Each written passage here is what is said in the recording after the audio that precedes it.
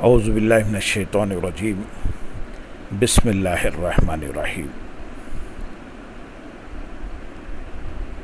توبہ میں استقامت کا طریقہ اور انبیاء علیہ السلام و صالحین کا معمول۔ اللہ تعالیٰ کے نزدیک وہی توبہ مقبول ہے جس پر انسان تمام عمر مضبوطی سے کاربند رہے۔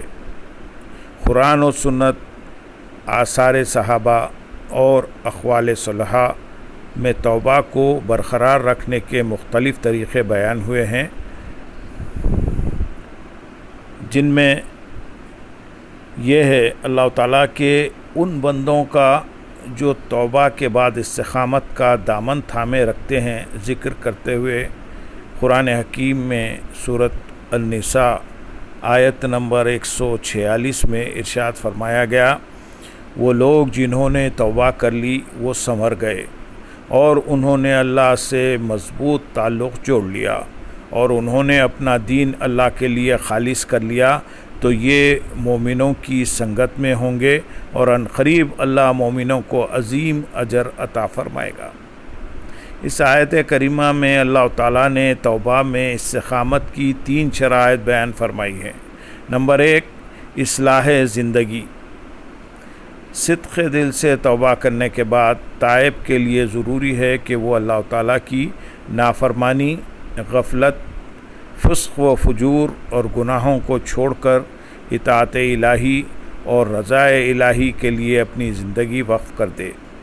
توبہ کے بعد اگر زندگی میں کوئی تبدیلی نہ آئے تو سمجھ لیں کہ اس نے توبہ ہی نہیں کی۔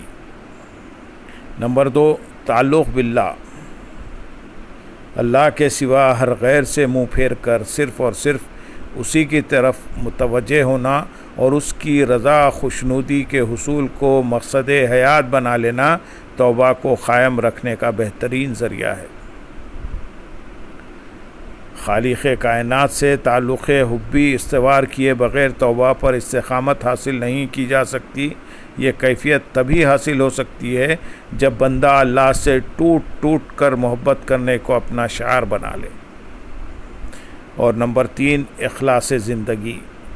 اخلاص زندگی کا تقاضا یہ ہے کہ انسان اپنی زندگی کو دین اسلام کے سانچے میں ڈھال لے، اللہ تعالیٰ کا مطیع و فرما بردار بندہ بن کر دل و جان سے اس سے محبت کرنے لگے اور اس کی طرف یوں متوجہ ہو کہ اس کی عبادت میں منہمک ہو جائے اور اس کے ساتھ تعلق اس طرح سے جوڑ لے کہ اسے یاد الہی کے سوا کسی اور چیز میں لذت نہ ملے۔ اللہ تعالیٰ کے ساتھ خالص ہونے کا یہی مفہوم محبت کے باب میں بیان کرتے ہوئے حضرت عمر بن عثمان رضی اللہ تعالیٰ عنہ فرماتے ہیں، اللہ تعالیٰ نے دلوں کو جسموں سے 7000 سال پہلے پیدا فرمایا اور اپنے مقام قرب میں رکھا۔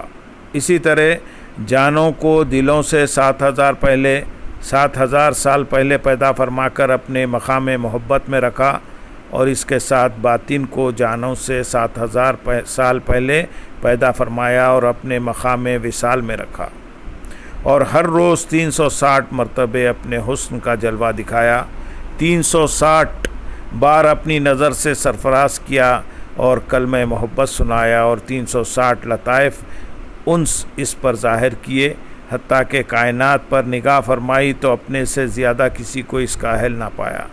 اللہ تعالیٰ کے اس فیصلے پر باطن میں فخر و غرور پیدا ہوا، تب اللہ تعالیٰ نے جسم، دل، جان اور باطن کا امتحان فرمایا اور ہر ایک کو آزمائش میں ڈال دیا۔ باطن کو جان میں قید کر دیا، جان کو دل میں اور دل کو جسم میں مقید کر دیا، پھر ان سب کو عقل سے مرکب کیا اور ہر ایک کو منزل دے دی۔ دل کو قرب کی منزل، جسم کو نماز کی منزل، جان کو اپنی محبت کی منزل اور باطن کو اپنے وصال کی منزل دی۔ پھر انبیاء اکرام علیہ السلام مبعوث فرمائے اور اپنے احکام بھیجے تو ہر نبی علیہ السلام اپنے اپنے زمانے میں اسی مقام وصال کا متلاشی ہوا۔ حضرت عمر بن عثمان رضی اللہ تعالیٰ عنہ کے بیان کا خلاصہ یہ ہوا کہ جسم اللہ کی عبادت کے لیے، دل اللہ کے قرب کے لیے، جانے اللہ کی محبت کے لیے اور باطن اللہ کے وصال کے لیے خالص ہو جائے۔ ہم یہاں حضرت رابعہ بصری علیہ رحمہ کا تعلق باللہ بیان کریں گے۔ وہ بندگان خدا جن کو اخلاص کی یہ دولت نصیب ہوتی ہے، وہ عشق الہی میں اس قدر مست و بے خود ہوتے ہیں کہ انہیں دنیا کی کسی شے کی پرواہ نہیں رہتی۔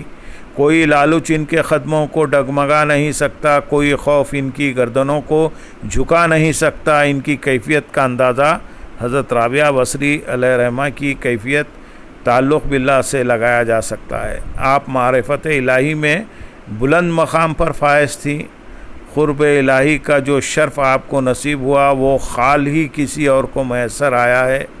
حضرت رابعہ بصری علیہ رحمہ کے روز و شب اللہ کی بندگی میں گزرتے، حتیٰ کہ آپ غلامی کی زندگی میں بھی راتوں کو اٹھ کر عبادت کیا کرتی تھی۔